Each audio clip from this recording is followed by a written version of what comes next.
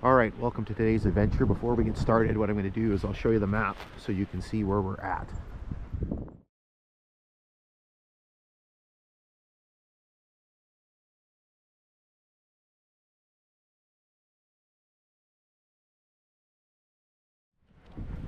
Okay, here we go. So I don't have the second camera on right away. I'm going to turn that on once we get onto the bike. This first section we have to walk because we are right beside the road and I need to keep Luna on a leash. So again, we're here in Pass Lake, right across the street here. This is Highway 587, secondary highway in the area. This used to be the section house here at Pass Lake. There used to be a water tank located right here. And this was right at the end of the siding here for the station. It is a not so awesome day. It is very dark, very cloudy. You can see people's headlights are on. It is threatening to rain. It's cold. It's the 2nd of November today. I thought it'd be at least a little bit better. It's windy, so just a ball of fun here. It's threatening to rain or snow. I'm all bundled up because it's cold. So again, if it was a little brighter out, I don't know how well what you can see on the camera, how well you can see. So here's Pass Lake. Again, we don't know what the naming was like, if this was Pass Lake. The name of the lake preceded the railway, or what. I have a feeling that it came afterwards, because when they were doing the route for this railway line, this opening, so there's basically, you can see there's hills or ridges here. There's a big ridge right beside us here. This is all part of the Sibley Peninsula. And this was the one route through the area that the railway line had to take. So there was a problem when they were figuring out the route of this line. The best route had already been taken up by the Canadian Pacific Railway, and railway lines don't like to cross each other. So they had to stick close to the lake. And when they got here, they had a problem because they had this ginormous ridge here that was going to be very difficult to go around. So they decided to come to the south, and this little narrow opening here became known as the pass. And so the pass became Pass Lake. And so again, Luna, come on. Jeez. It's hard enough as it is.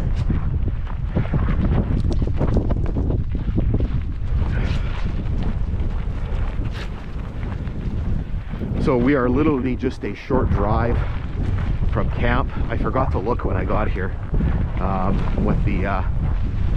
what the mileage was. It's literally like a 10-minute drive.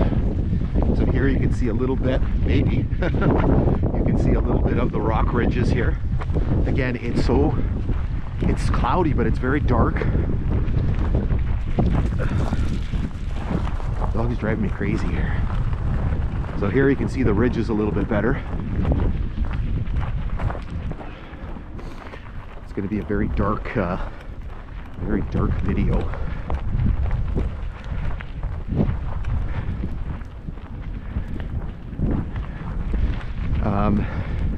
You could see, I don't know how well you can see on the camera, but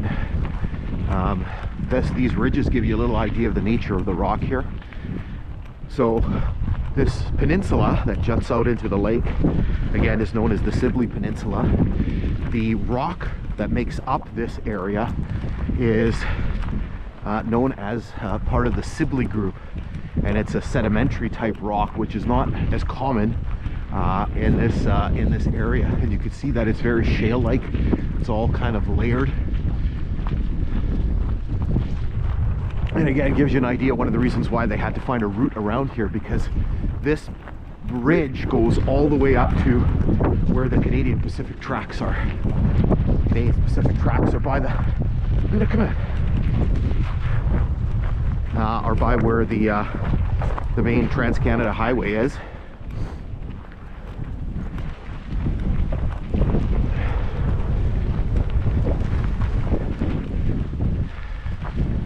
See a little bit of rock work here. And so here's where the railway line kind of veers off from the road. And we'll momentarily disconnect the dog, fire up the second camera. Dog's got to pee. And then we'll start the biking adventure here.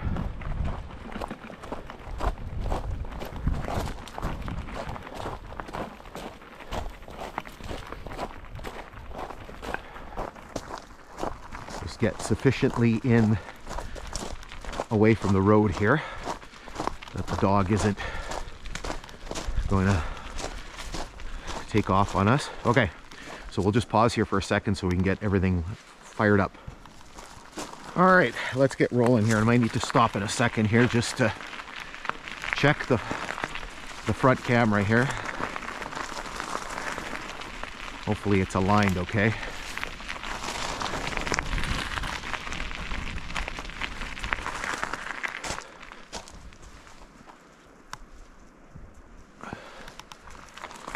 All right, so I can't remember how far it is. It's a couple of miles to go to the viaduct that everybody calls a trestle. I don't blame people for not being up on their terminology. So here we're going through this cut. Going to be going through a few rock cuts. This is actually a rock cut, sorry. And cuts.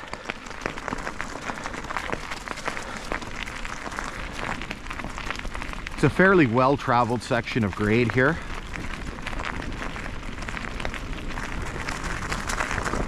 Oh, even with my gloves on, my fingers are cold.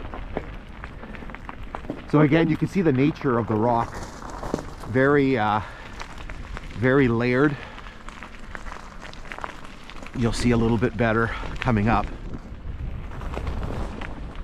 I've never been through here this late in the year. Just gotta watch the dog. She's like in tracking mode here. Just constantly trying to stop and smell, and which is what dogs do, but I'm trying not to run her over.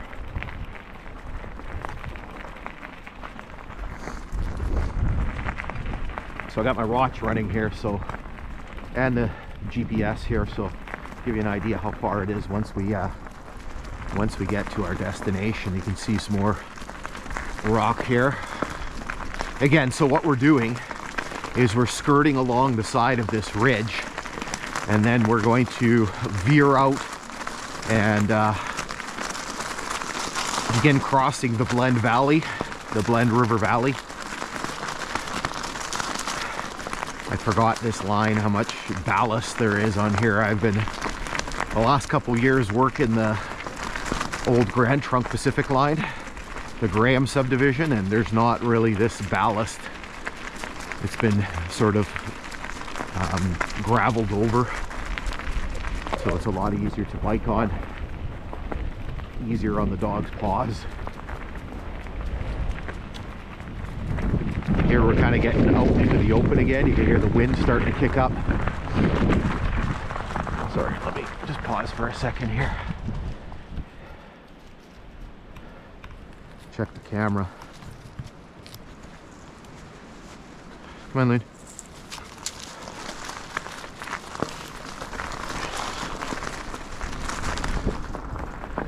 So the one thing with this railway line is the grade is a lot more preserved. It's never really been touched, so you kind of see a more authentic railway grade as opposed to the Graham subdivision, which has been sort of in most places been sort of transformed into a road.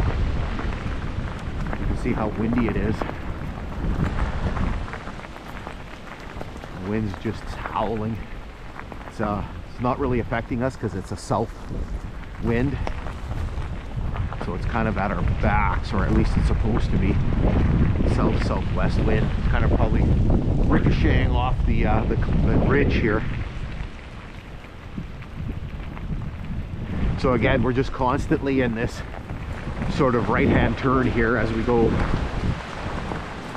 Well, we're kind of going north, but in terms of the railway, we're going west.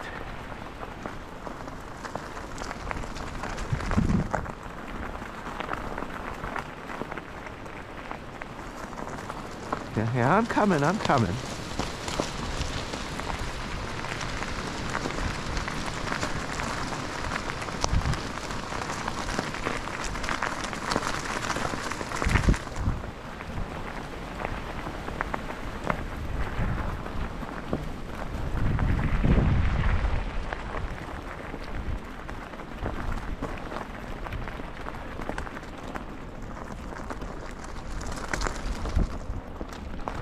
So according to my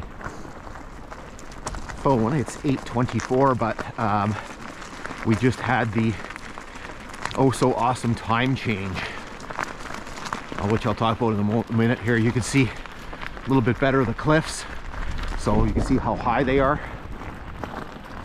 in this area. And again, the challenge that they had trying to locate and construct the line. So again, this was the time change weekend, so we're still kind of following the, I guess, what a lot of people believe is antiquated daylight savings time system.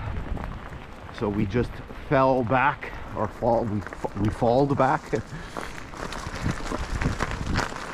So we turned our clocks back an hour, so really it's supposed to be 9:24.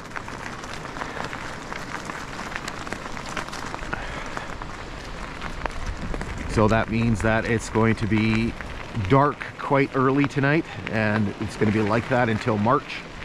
I know there's been a lot of discussion. Here she comes. A lot of discussion about ending daylight savings time. So here again, you can see we're getting into a rock cut, and you can see that very layered nature of the rock.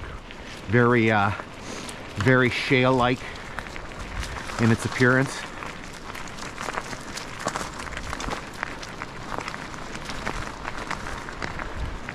Get a good view of it here.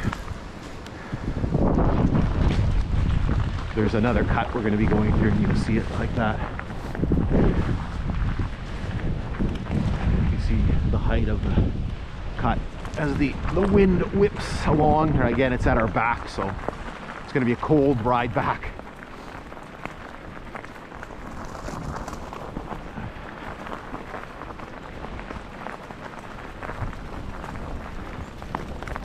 Wiggle my fingers here because my fingers are cold already. Again, you can see more of the rock work here. You can see the age of the rock with all the moss. Get a good shot of the layering of the rock here.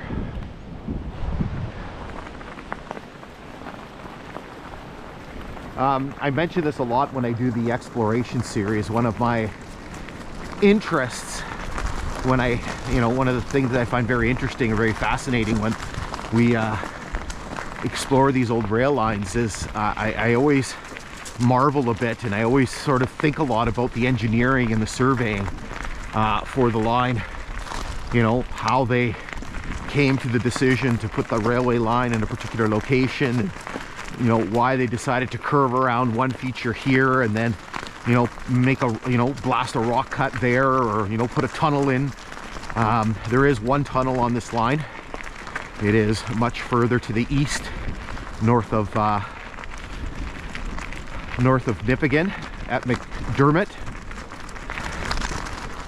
/ Vidjitawabik-Ziging Anishinabek, which is the First Nation community that is located nearby. And it actually is the longest tunnel in the area. It's actually one of the longest tunnels in this part of the country, and it's the second longest one is actually a feature that we just visited in a recent episode. So it's kind of funny. We're filming the video, the field portion for this episode. You can see somebody's backyard here. We're forming the field portion for this episode, and I think the episode's going to be out in January. No, this one's December. So this is December's episode. So the November episode is the one that we did on the Flat Tunnel, and so we filmed the field portion of that. Again, this person's backyard here. You can see Lake Superior off in the distance. So we filmed the field portion of the Flat Tunnel one back in September, and we just recorded the quote-unquote studio portion yesterday. And so today we're recording the field portion of this one, and later in the month, or in the beginning of December, whenever I have some time, we'll record the studio portion. So what I decided to do was, obviously the viaduct, the Pass Lake Trestle as people call it, is a big sort of feature on this line, a big sort of prominent railway feature in the area. So the problem is that I'm not about to go out on it, so decided to kind of do it in 2 shots. So we are filming this portion, which will be kind of the part 1, and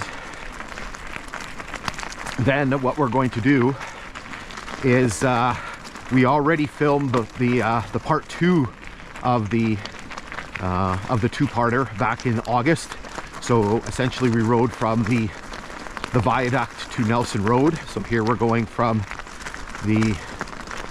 Pass Lake Station, from Pass Lake up to the viaduct, right? So we kind of do it in 2 videos. Dog with me still? So again, we're going through a cut here. You can see there's a little bit of rock work. Again, you can see that very soft shale-like appearance of the rock. You can see it's all kind of flaking apart, and so you can see the rock work really starts to pick up here. You can see the moss on this side, and again here we get a really good view of the layering of the rock and how soft it is, right? You can see how it's all coming apart, right? All of that shale-like rock, right? It's all very soft and flaky, right? I can literally break it apart with my hand.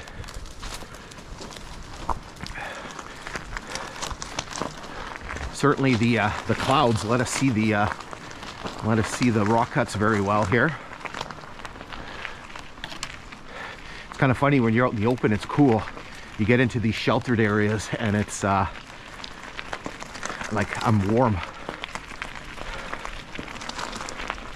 My ring finger on my right hand is like numb. Okay, now we got to pay attention because I think there's a milepost marker coming up in here, and it's hidden. So you'll literally go right by it because it's on the back side of a tree, and if you're not paying attention, you'll go right by it. Going this direction for sure, going in the westerly direction.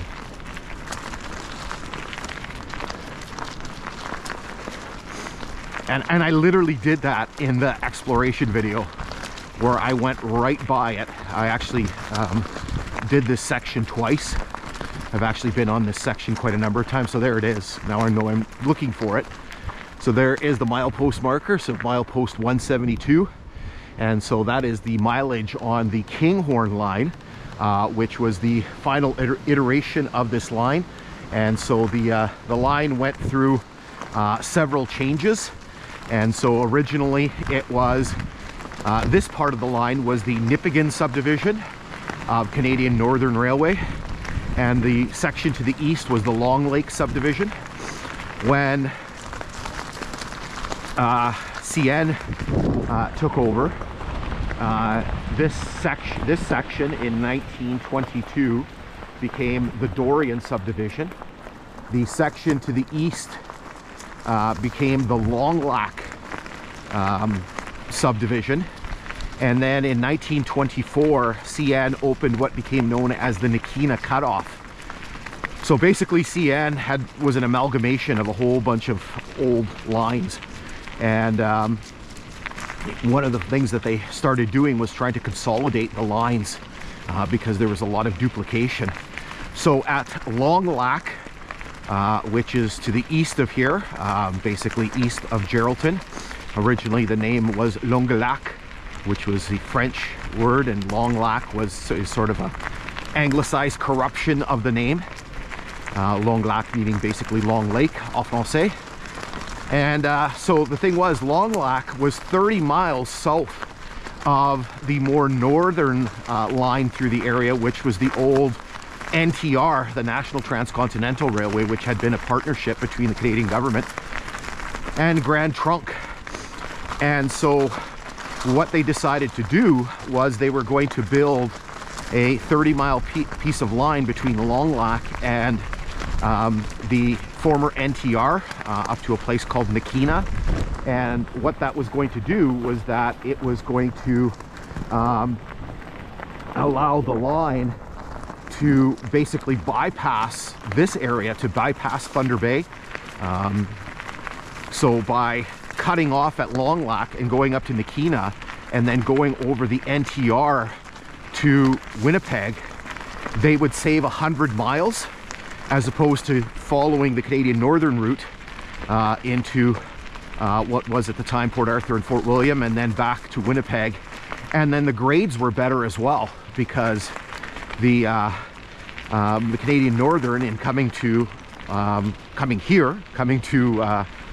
Thunder Bay, basically was going down to the level of Lake Superior and then had to climb back up. Whereas the NTR running further to the north was more stable, and they didn't have to worry about the up and down. And so essentially when they did that, wow, this is a long story. So we got a road here, we got to be careful as we're crossing.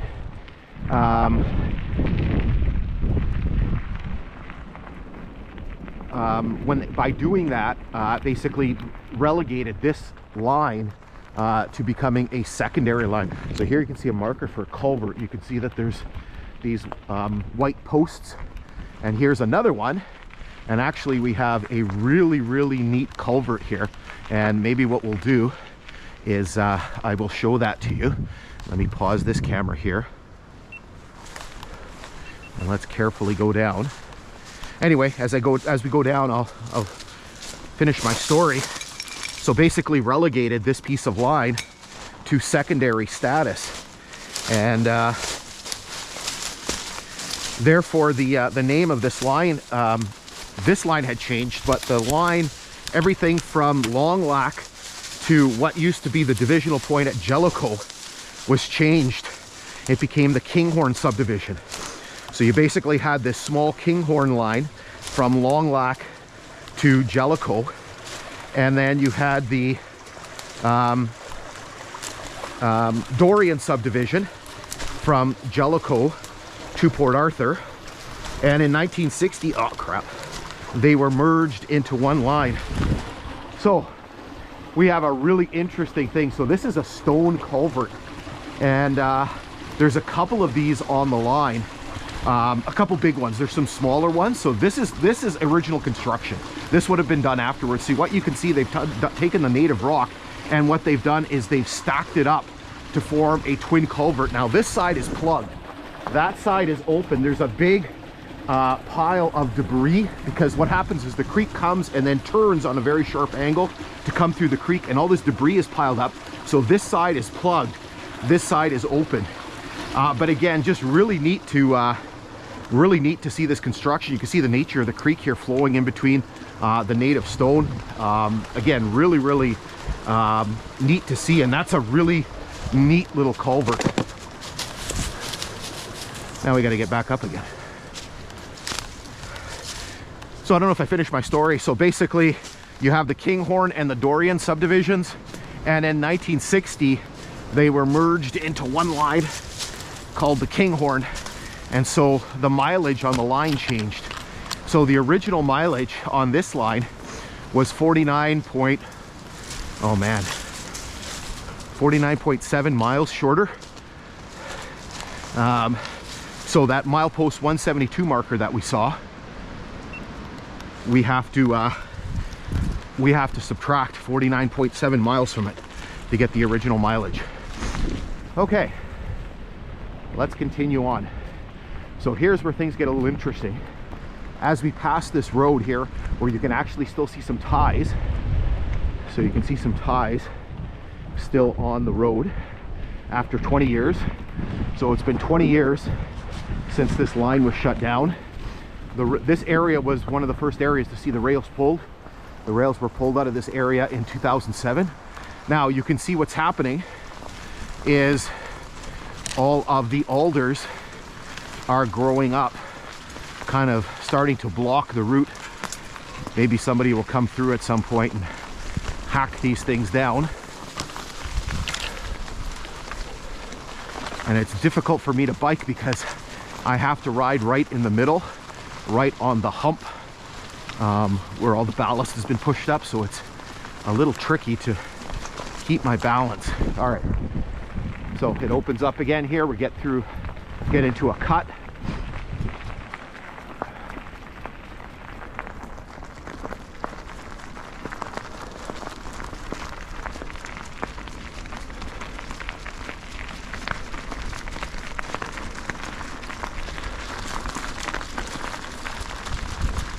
Trying to see our direction here. 330 degrees, something like that. Bit of a glare. 340, so we're almost running north now. Ooh, we got a tree down. Let's see if we can hop over it.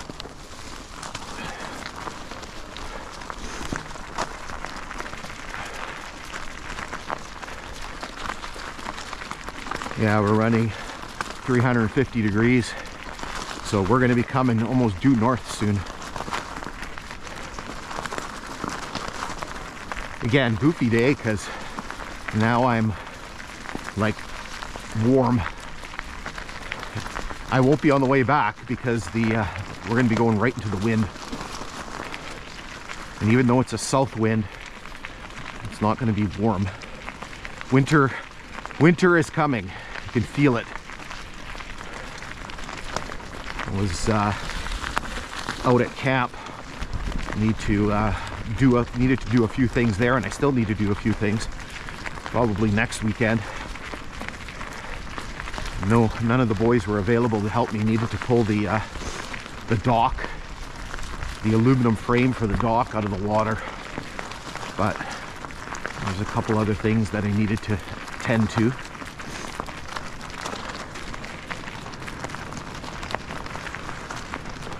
So here we're right in between the ridge and the Blend Valley. So the Blend Valley or the Blend River Valley is right off to my right, to our east.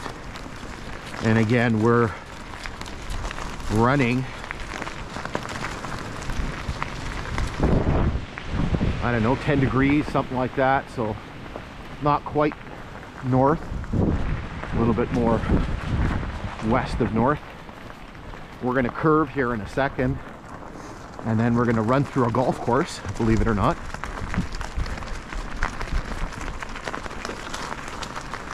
Actually didn't turn out to be too bad. Hopefully it doesn't start raining or snowing before we get to the viaduct.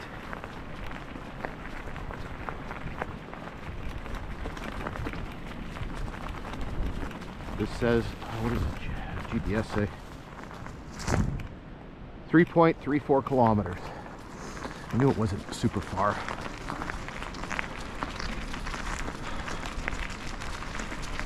So I first came through this area in 2019. My first ever hike on this line was back in 2018. Just on a whim. decided one day to take the boys, and we were going to go for a bike ride on this line. And at that point, the line had been shut down for 13 years. The rails had been lifted for 10. And so we biked from where we started at Pass Lake, and we went a little ways up. Look at that. See things that you don't see when you come here when there's there's a rail here. I didn't see this before. Let's mark that, because the last time I was here was earlier in the fall, in you know, like the second week in October. And sometimes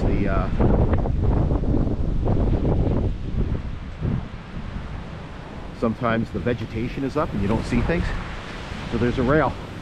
So you hear that wind going. So this line was mostly jointed rail. So the rails come in 39 feet sections, 39-foot sections. The rails were 100 pounds. So basically 100 pounds per yard. There were some sections of what is known as continuously welded rail, or ribbon rail, which is basically what a lot of modern railways use. You can see there's more rail here. You know what, we're gonna get some rail right here. This is where we're gonna actually pick up a section of rail here. So this is the golf course that we're working our way through. And so you can see here that we have the rails. Up ahead, we'll look at them a little bit better. So again, Bayview Golf Course. So again, 100-pound jointed rail, mostly, as you can see. And then there were some sections of continuously welded rail. I believe the continuously welded is 115 pounds. So there's a bit of mystery as to why this section of rail was left. So basically there's rail from here all the way up to the viaduct, and then the rails are left on the viaduct. Now, sort of piecing together a bunch of stories, I think what ended up happening was they had planned to come back and at some later point salvage the rails on the viaduct, but then they decided against it because it was going to be too difficult and too costly. Here you can see a flanger sign. So the flanger sign is for the crossing. A flanger sign is essentially a sign that indicates to the plow operator that there's a crossing coming up. And so the flanger plow basically has a blade that sits in between here and cleans the snow out between the rails. It also has, sometimes will have spreader wings if they have a spreader plow. And so it's basically telling the operator to retract the flanger, the plow down here, so it doesn't rip up the crossing, and then watch on the sides if it does have the spreader wings on it. So again, I keep distracting myself from my story here. So again, what ended up happening was they decided to not come back and get the rails. So this piece was left. Now, what's interesting is you can actually see some of the dates on the rails, and some of them are quite old.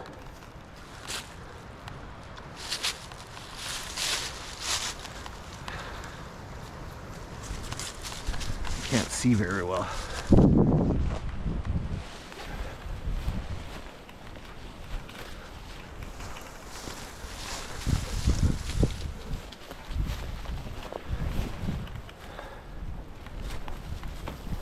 This is hard trying to hold on to the bike. Yeah, some of them are old, some of them are 50s, some of them are 1920s.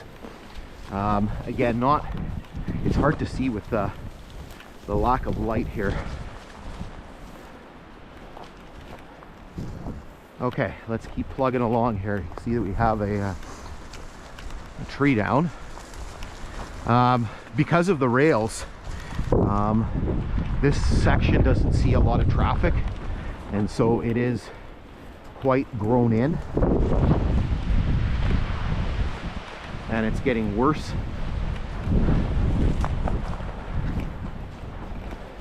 It's actually not bad with the leaves down, but when the leaves aren't down, It's kind of tricky to get through this spot here.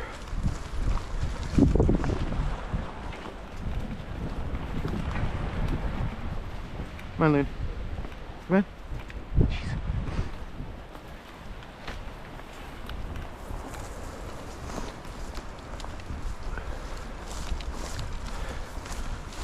So I can't remember when I did the original, maybe did the original Hike 2000 through here. And then I redid it in 2023, maybe.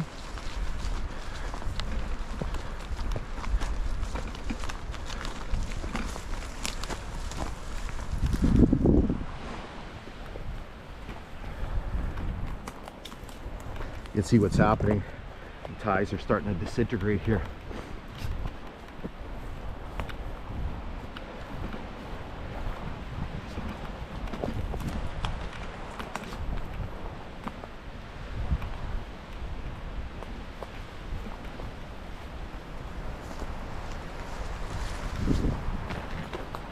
So this is a bad spot here, and I think after this it opens up.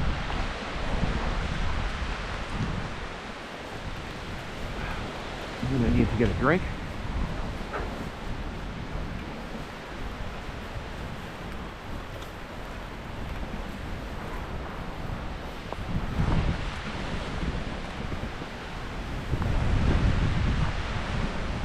Yeah, this is where she opens up. I think we're gonna use this as our thumbnail picture for the video. Kind of a cool shot with the rails still in place. We'll take a picture right now, and then we'll take one on the way back too.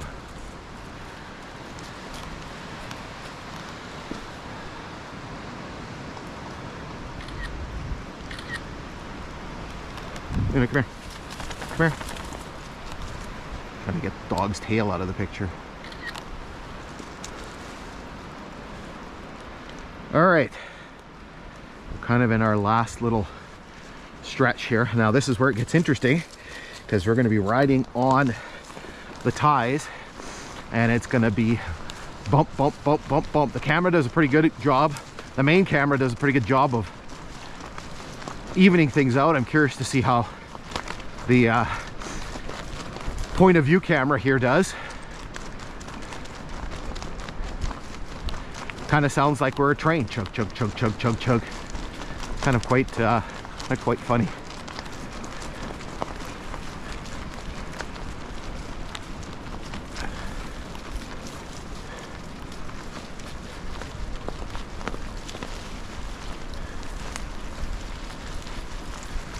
So here we have yet another creek crossing, and this one is interesting because it has a concrete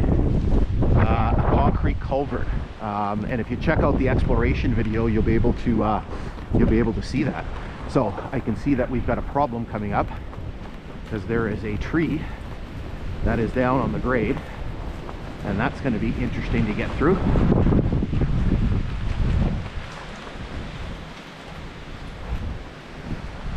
Because she's done a pretty good job of blocking the grade here, and I don't have my knife. Okay.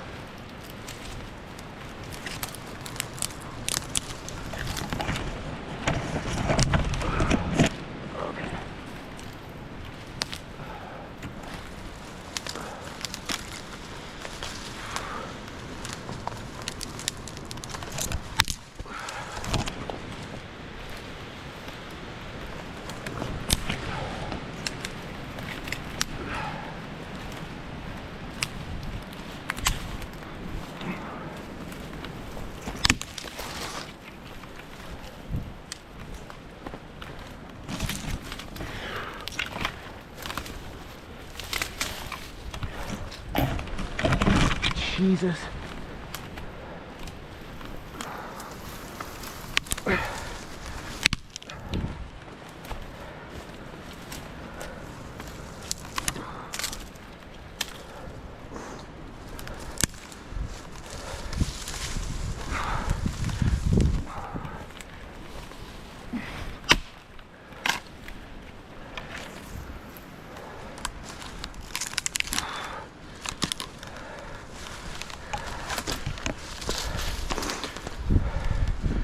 Okay, let's give the lens of the camera a wipe here. Now we have to be very careful going through there because those branches, the stubs of the branches, can be quite lethal.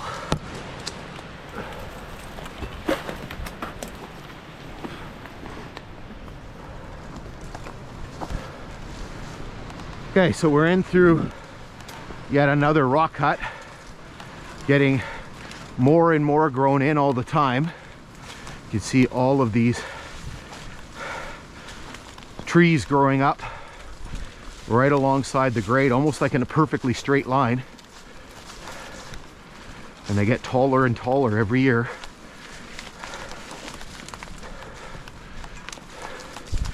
You can see it's a pretty decent sized rock cut here.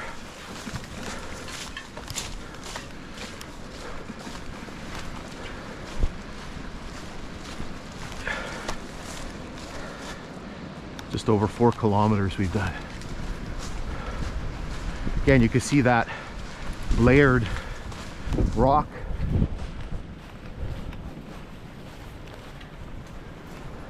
Now this one was here before. I think this one was way up. Yeah, it was way up top, over top. And obviously over the years now it has shattered and broken.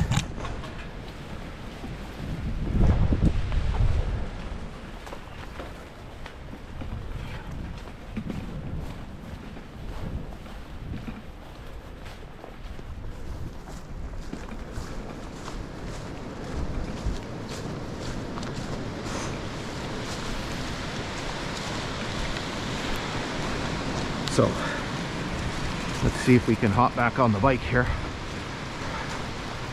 Resume the chugging. Okay, hang on. Let's check this camera here.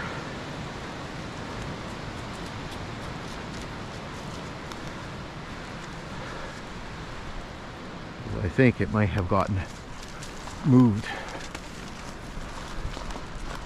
slightly.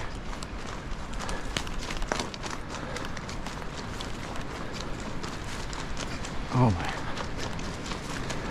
Yeah, all of this brush is starting to really grow up now.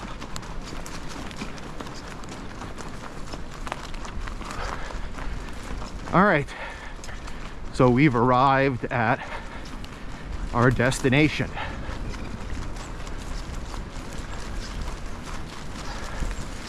So you can see the line straightens out here.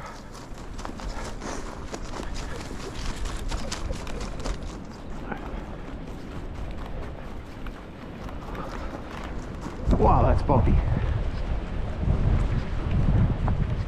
So again, this is officially the Blend River Viaduct, more commonly known as the Pass Lake Trestle. The trestle is not the correct terminology. Let's turn this camera off.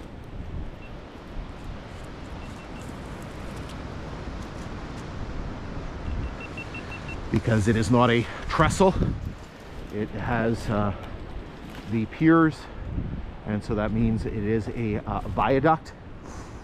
You can see the, it was kind of funny, there was a video that another explorer, Rob Farrell, put out yesterday about the viaduct, and there was a question about these inner rails. So these are called the Jordan rails. These are basically put on structures like this to assist if there is any type of derailment or anything like that on the bridge or the viaduct in this case, basically to help get the trains back on the tracks and hopefully keep them from slipping completely off and causing damage to the structure. So again, you'll notice that there is a big gate, and you'll see that on the other side as well. So originally this was not gated, this was open until about 2016. So people are obviously going on there. You can see that a big hole has been ripped in the fence, numerous holes, because you can see that they've been fixed and they've been reopened again. So back in 2016, somebody literally fell off of the viaduct. Thankfully, I believe they were not seriously injured, or at least they didn't die. And look at the wind, look at the trees just going. And so after that, they put up the fence to keep people off. And again, obviously it doesn't really work. Over here, you can see a few things. So you can see what was most likely the milepost marker here. So you can basically see the post, you can see the bolts that were holding on the sign. You can see the conduit for the fiber optic cable. So there's a major fiber optic cable that runs alongside the grade. You can see the beams and the timbers. I don't know if we can, we gotta take the helmet off anyway. Let's see if we can see any dates on the rails.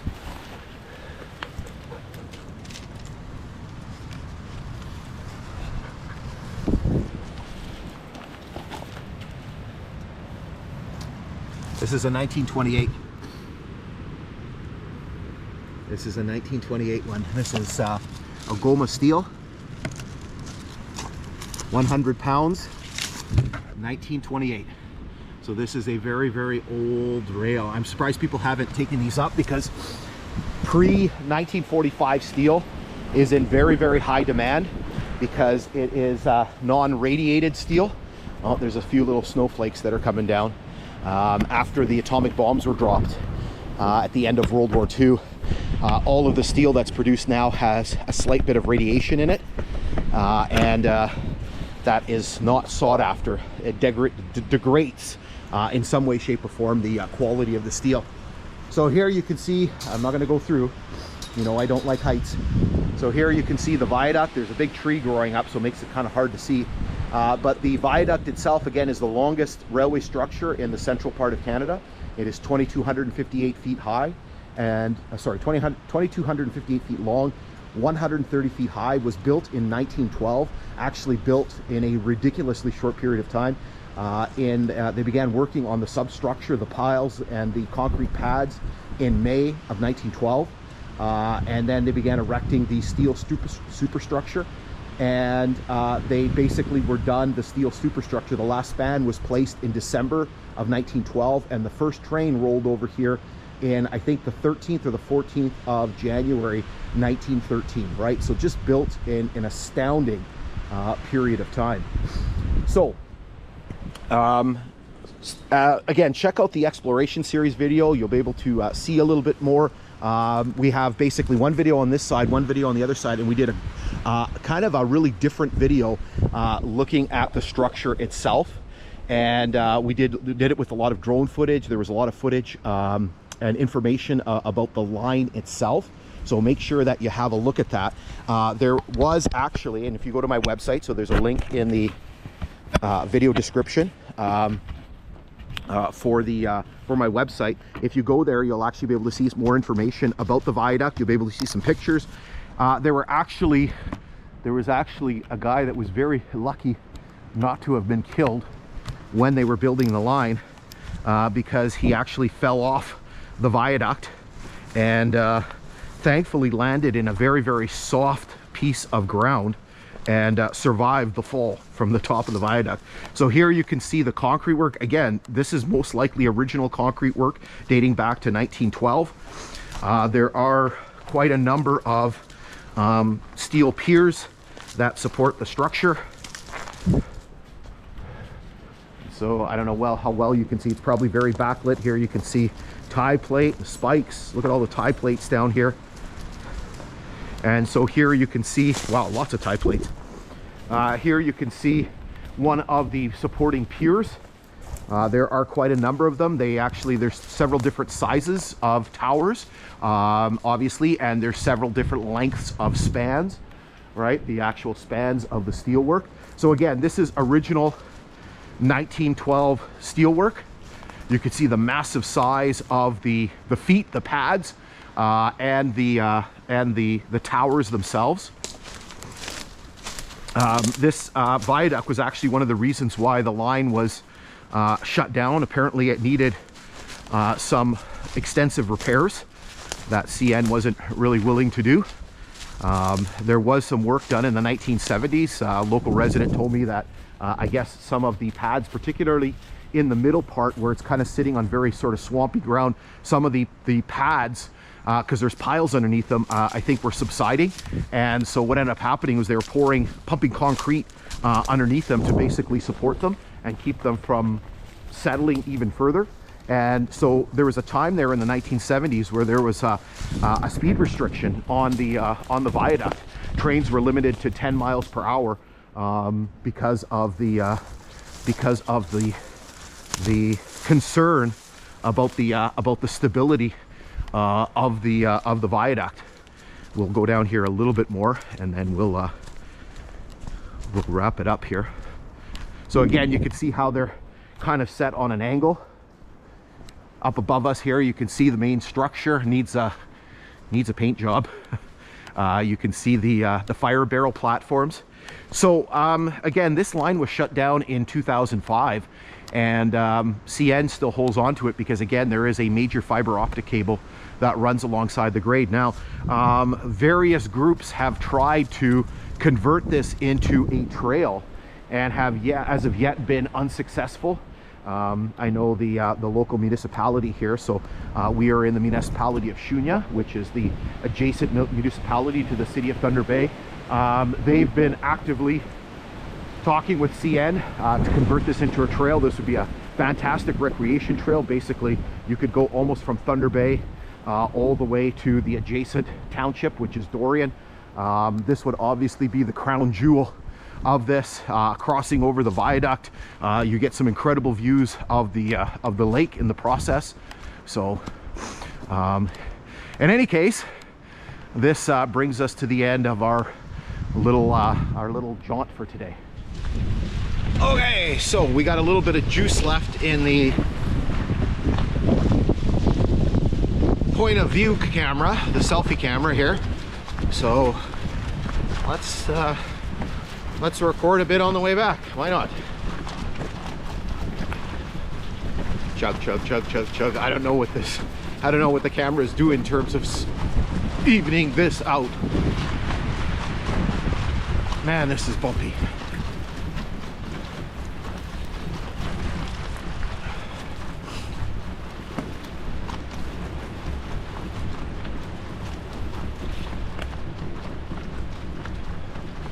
Watch.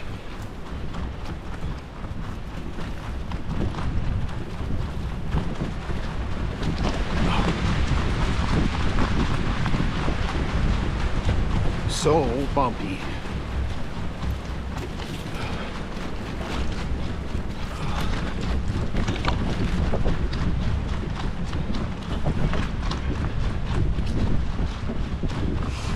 Oh, cripes.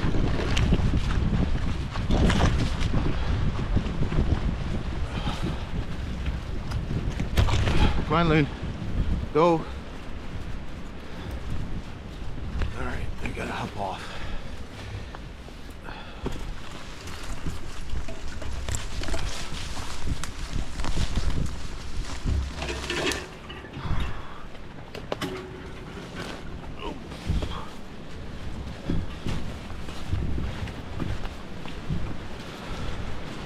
This is getting really bad in here.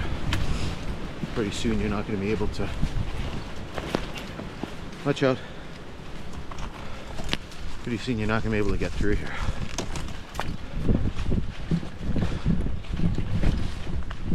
Let's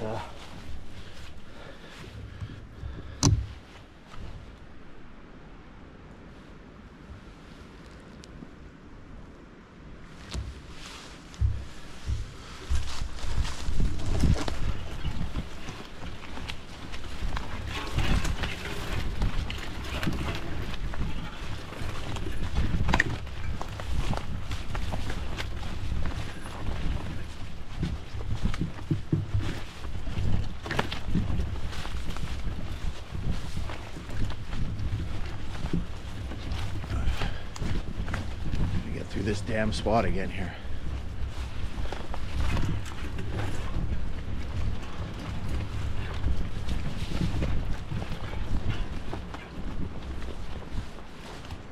Did another tree just fall down like while we were gone? Where the hell did this come from?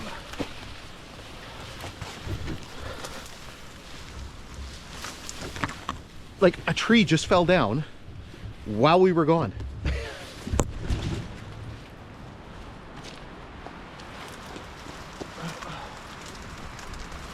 What the hell?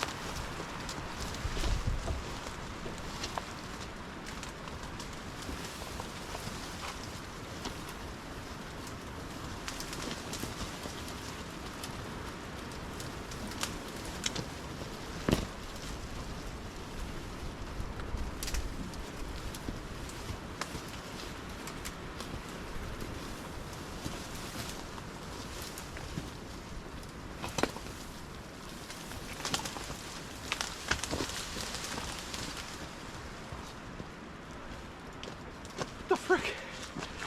Oh. This tree came down, or it was a piece of that tree, blocked the way. Oh, wow. That was insane.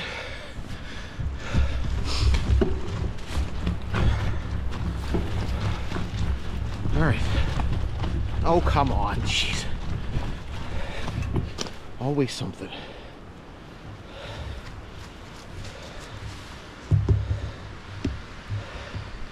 Go to move the GPS and it falls off the cradle. Yeah, all of these things that are growing up here are gonna be bad. All of these little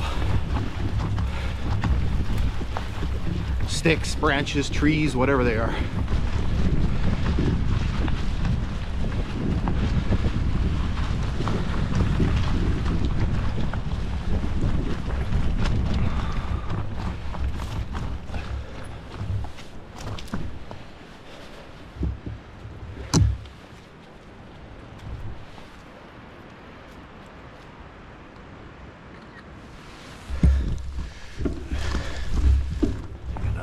Here, back up here, try to make sure you get a good picture for the thumbnail.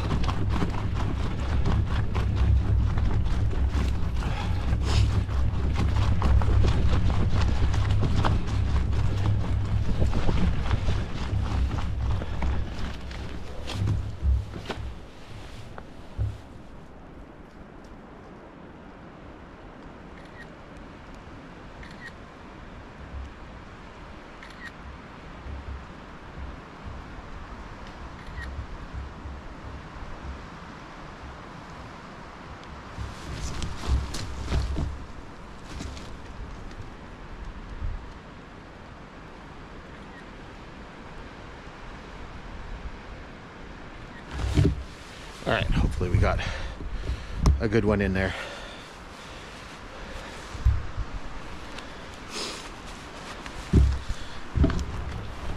Okay.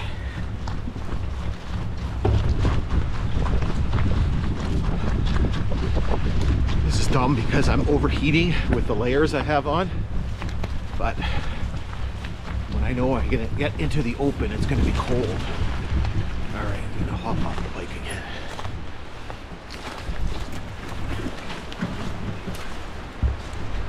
Get some water, Loon.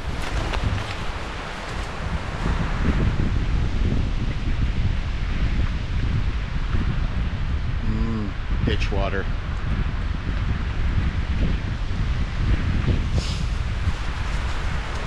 Yeah, it's kind of nasty today. That wind is bad.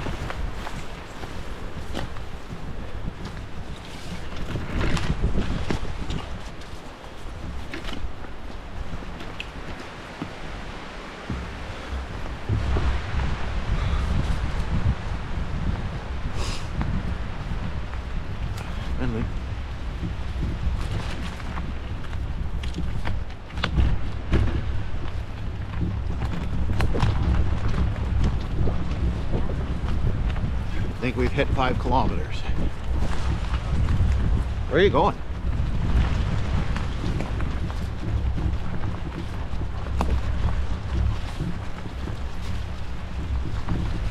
Where the frick is the dog? Luna!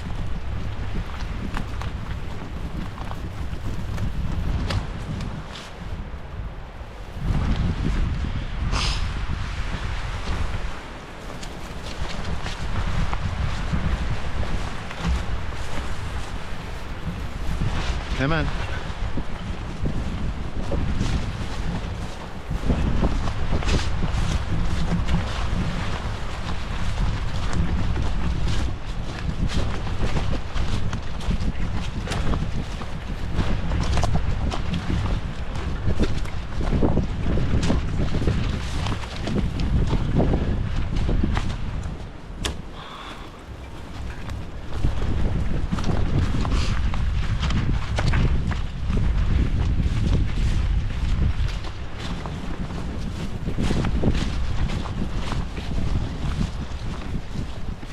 And then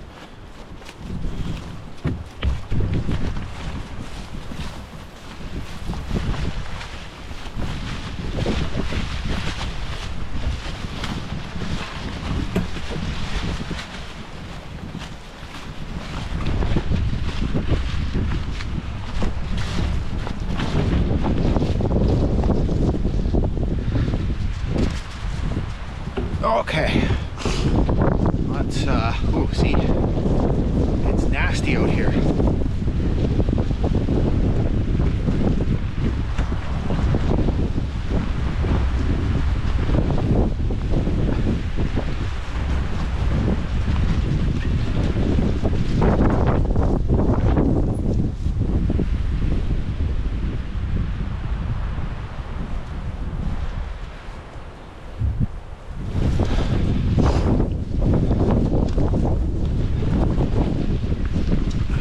Watch out.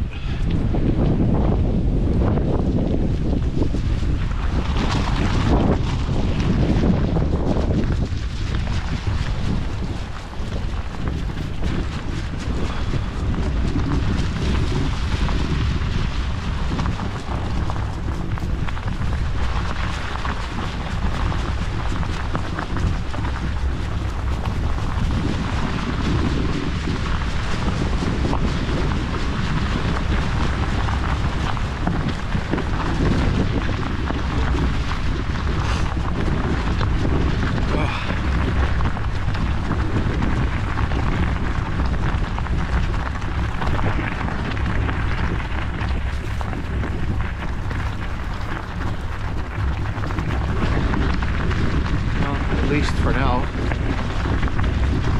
the rain held off.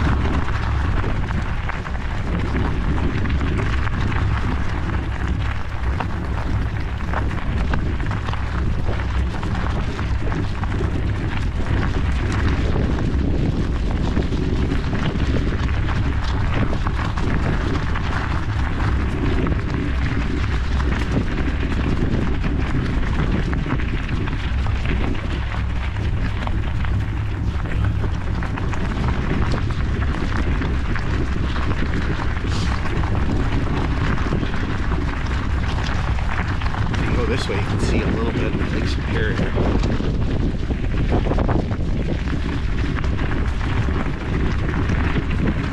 Obviously when the trees were not here you could get a really good view.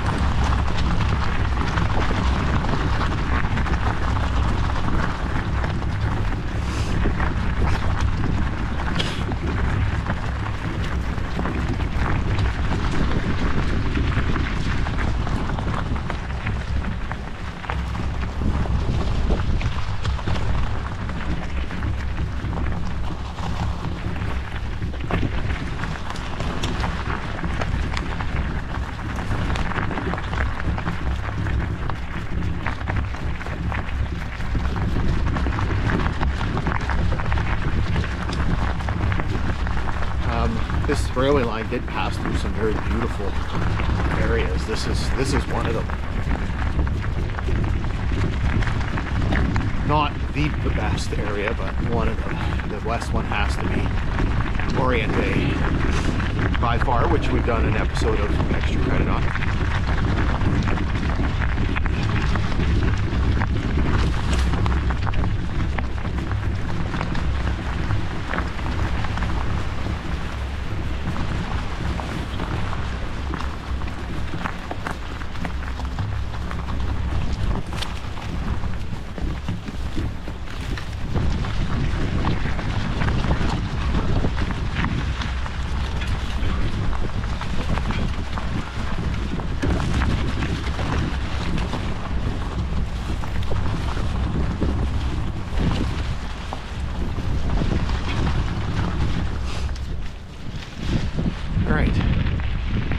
Things are not as crazy now. A little bit easier to bike on.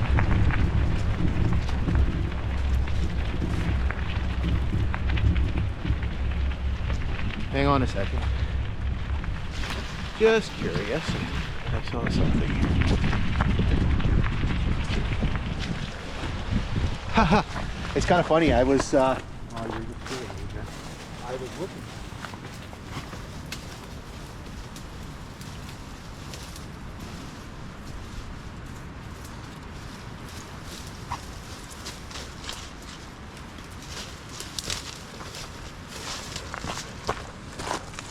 So I thought that was the flanger sign for the crossing here, but in fact what it is, it's one of the CN private crossing signs. Use at your own risk. But again, did not notice that, did not see that when I was through here.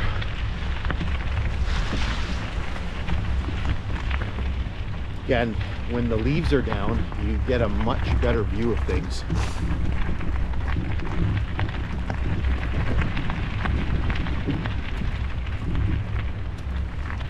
That must be the private crossing sign here.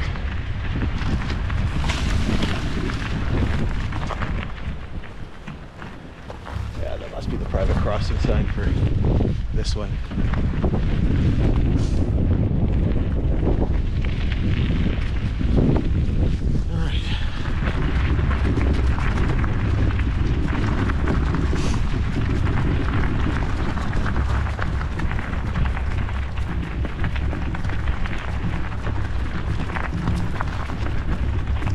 Signage on this line is very hit and miss, right? Like some areas you find lots of signage, some areas you don't see any.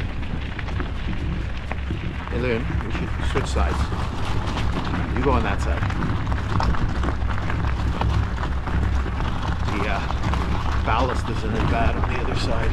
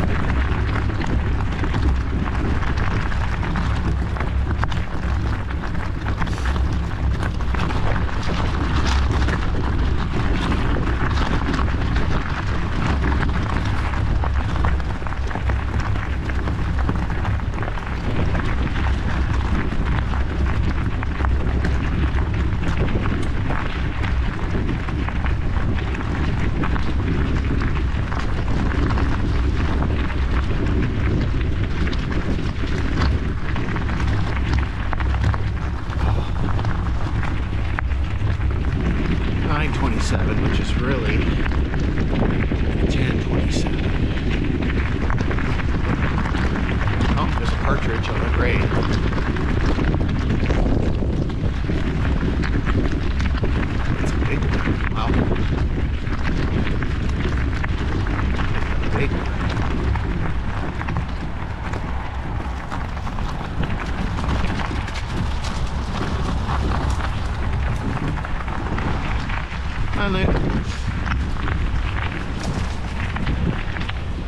lots of pep for a 7-year-old.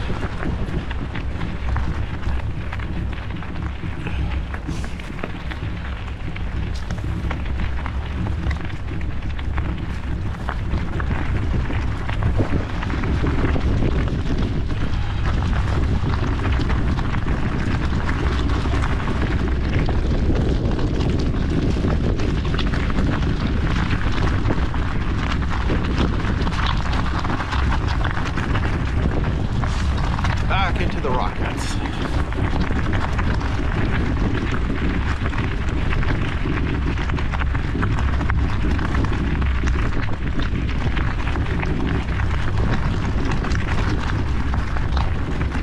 I'm sure this rock wasn't terrible to get through. It's so soft. Not like some of the granite and stuff you're going to find in other places.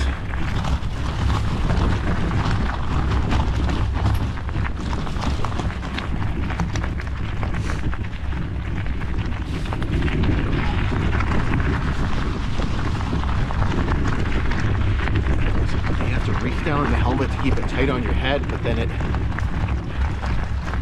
pushes on my cycling glasses and they like squish my nose. Kinds of these first world problems here. Forgot what it's like to bike on this line with all the ballast.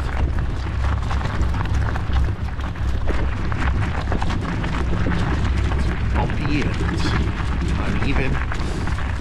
Hard on the dog's paws.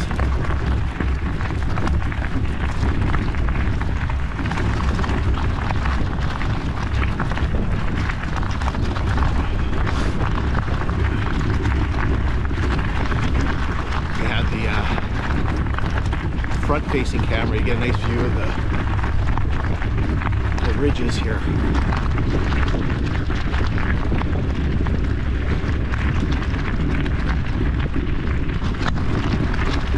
Where the heck is the dog? Well, there you are.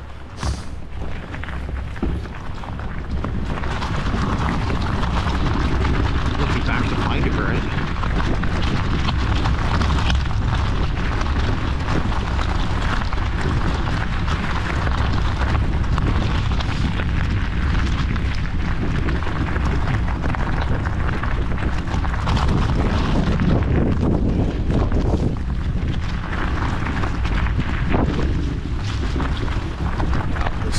The snow is coming.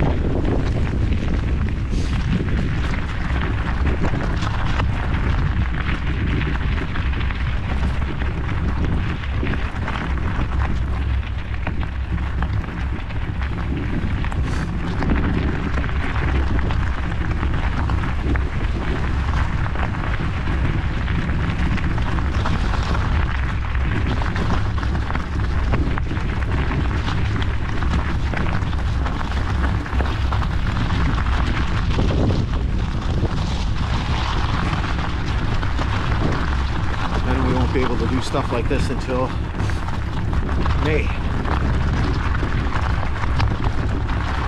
It's been a few years where we were able to get out in April, but going off of the predictions that they're making for winter, they're saying it's going to be cold, lots of snow. I can handle the cold. Well, I'm not going to handle the cold. I hate the snow. I hate shoveling the snow.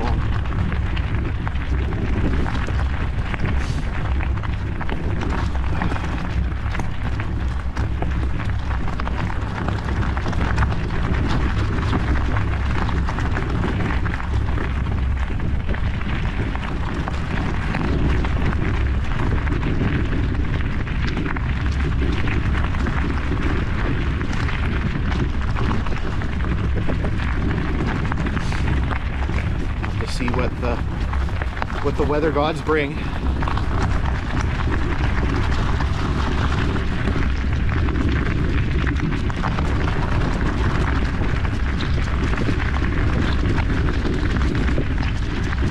feels like winter today. Windy and cold, kind of dreary.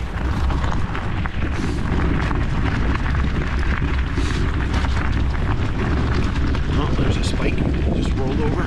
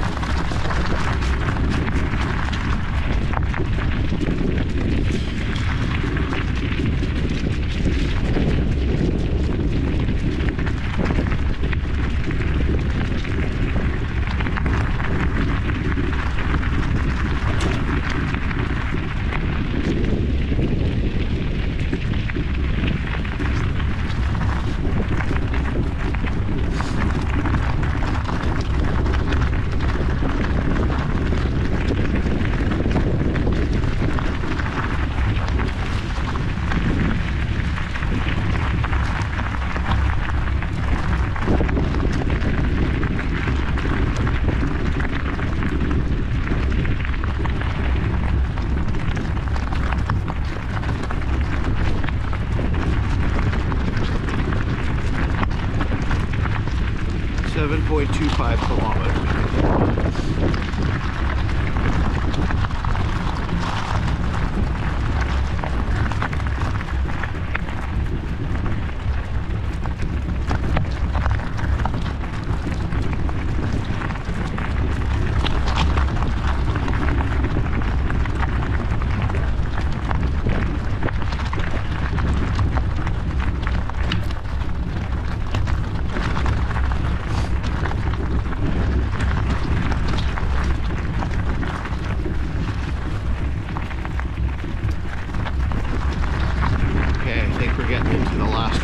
Here before we get to the road, turn off at the road. It's hard to record, you won't really see me.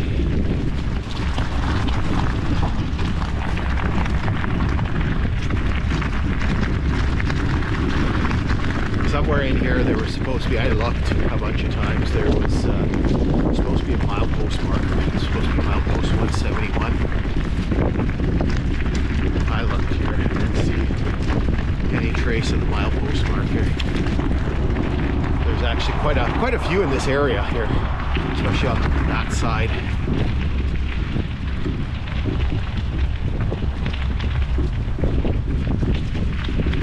This is nice and smooth.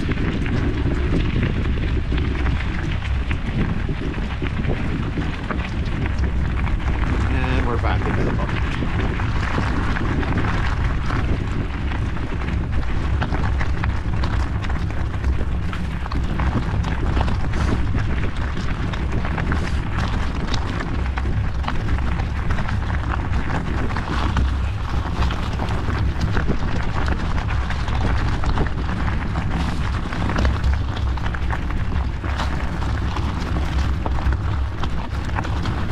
Partridge, oh, well, she went already. That one was spooked, not like the one we saw before.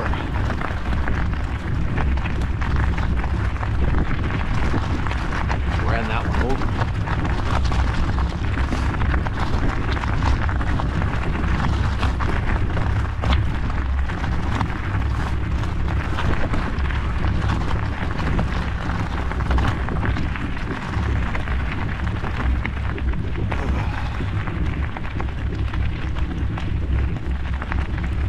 Back to camp and do some work there.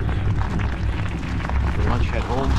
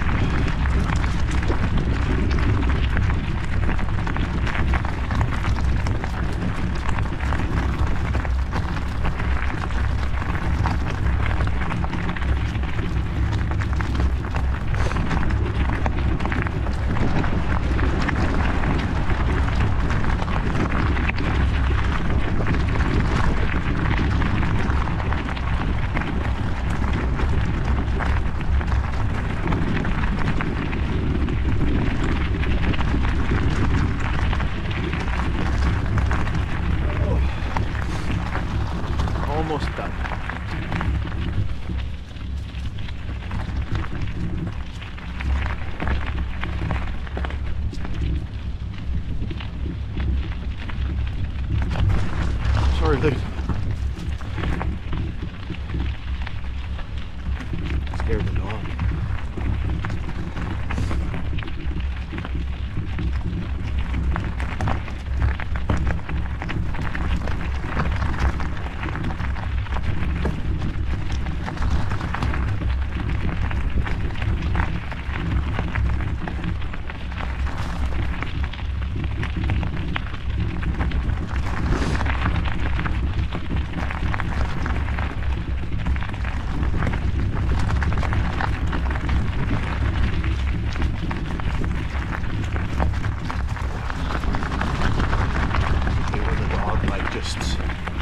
Decides she's going to stop right in front of me.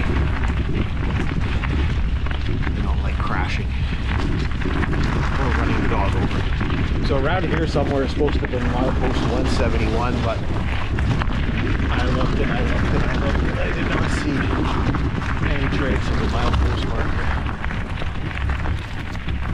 So just the button worked out.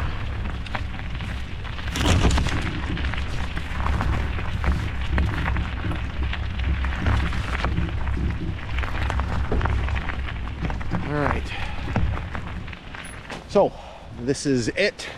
We're gonna have to hook Luna up and walk by the road, so we'll wrap it up.